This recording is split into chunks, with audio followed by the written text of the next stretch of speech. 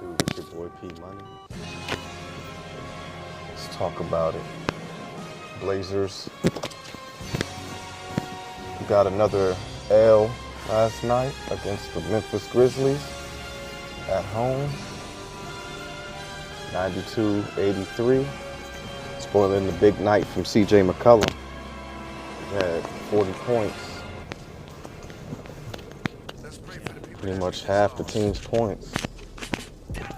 And didn't have his running mate, Dame Lillard, play as well as he normally has been this season. It's probably one of his worst games of the season.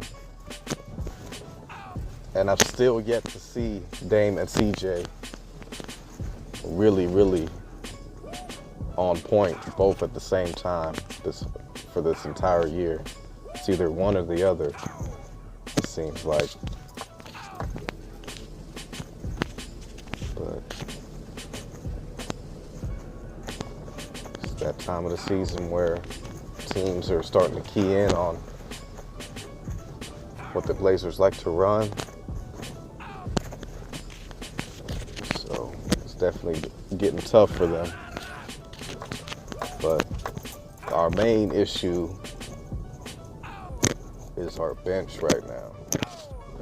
The bench is not producing on the offensive end or the defensive end right now. And they're pretty much the liability right now because they're not scoring as well as they were to start the season. Like the first 11 or 12 games, they were playing really well. But now teams have caught up to where they like to be, and they get them off their spots, and these guys aren't hitting right now. Evan Turner's not doing very well as far as offensive goes. I still like him running like the point forward position. I like that for him, but he's just not producing like you need him to. Nick Stauskas has kind of cooled down from three and everywhere else on the court as well. Zach Collins, he's been pretty inconsistent this year.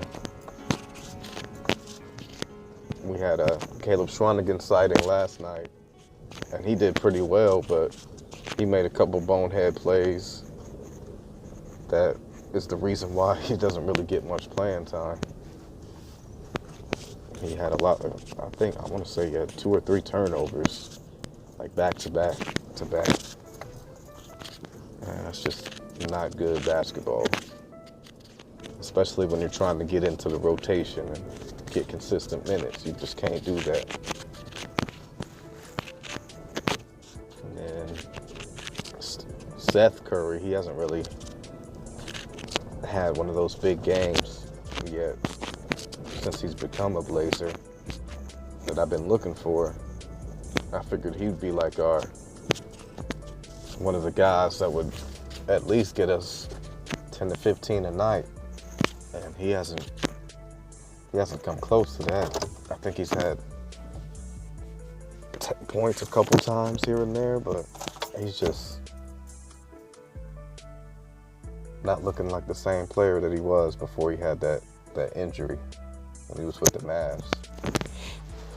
So that kind of is hurting us right now.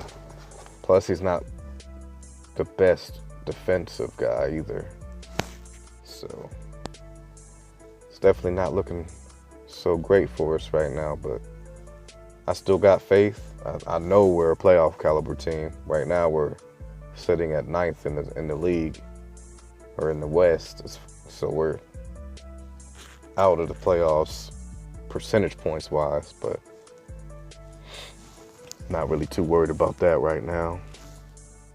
I just need for the bench guys to step up, contribute more, because it can't just be Dame and CJ, it's got to be the others too. Nurk missed a couple of good shots too. Nice looks last night against Marc Gasol, who's an excellent defender. And then Mike Conley Jr. had an excellent game. And he's pretty much the reason why they won the game, especially late, because Portland got it down to one a few times, and then they would just go on a nice little run, led by Mike Conley Jr. Shout out to Mike Conley, because that boy's balling this year. Most people don't really talk about him because you got Dame, you got CJ, you got CP3. Even Lonzo Ball gets more praise than Mike Conley Jr. So, and this is all just guys in the West. And we're not even talking about the other guys all around the league. But he'll probably get snubbed from the All-Star team again, just because there's just so many good guards that you can't overlook over him. I'm not gonna put Mike Conley Jr. over Dame or Russ as far as getting an All-Star look. Those are like the two best point guards right now in the West, in my opinion. I mean, Steph Curry too, but he's been hurt. So the most consistent to me are Russ and Steph, or Russ and Dame. And even Russ has been hurt a little bit too, so. But when he's came back, I mean, he's got the OKC Thunder looking really good right now. And they're definitely going to be a tough team to beat, because their bench actually produces. That's what I felt Portland's bench would do this year. But it's not looking like that so far. But we still got a nice little chunk of change of the season left. I'm not counting them out yet. But I'm definitely looking to see. We might need to make a change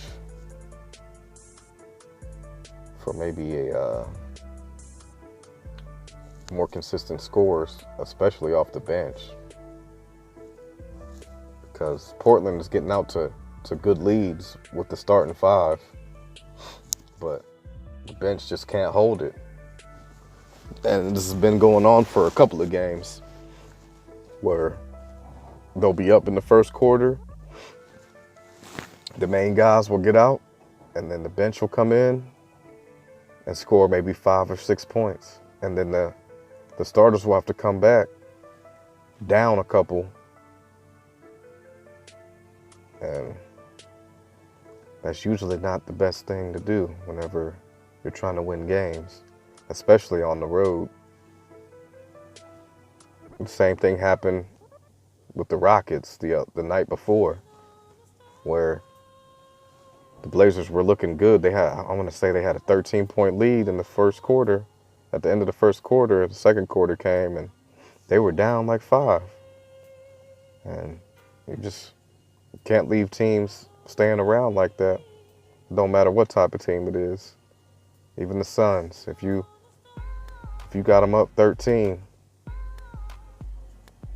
there shouldn't be like a 20-point turnaround to where you're down 5 or 7 after you get a lead like that. You should be at least able to stay up the next quarter once the starters get back. But we're just not holding on leads. We're not playing good defense on the bench. The starters are playing pretty decent defense, I've seen. It's definitely the bench, man. And it may be time for a change for sure. Got the Raptors coming up on Friday, and I'm calling that one. That's a must-win game for the Blazers, in my opinion. Like, they have to win that. Like, no ifs, ifs, or buts. And they got to come prepared, because it's not easy in the West. Every team is competitive, so got to get this win.